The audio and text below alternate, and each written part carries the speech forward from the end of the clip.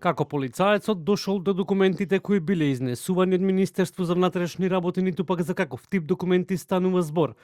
Министерот Панче Тошковски не даде одговор, но посочи дека сите тие прашања се дел од истрагата која во моментов е во тек и дека потребните информации ќе бидат споделени со јавноста кога тоа ќе може да се направи.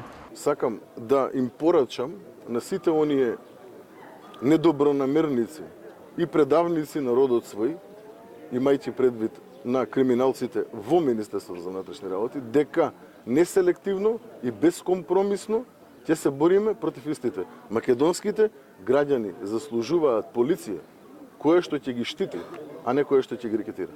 Пред неколку дена беше уапсен полицискиот службеник и член на обезбедувањето на премиерот Христијан Мицкоски поради сомневање дека издавал службени тајни на трети лица.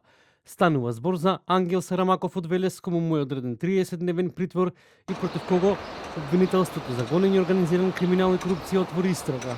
Полицаецот од одделот за заштита на определени личности бил уапсен во саботата на паркинг простор пред хотел во Велес. Бил заедно со уште едно лице во возило БМВ.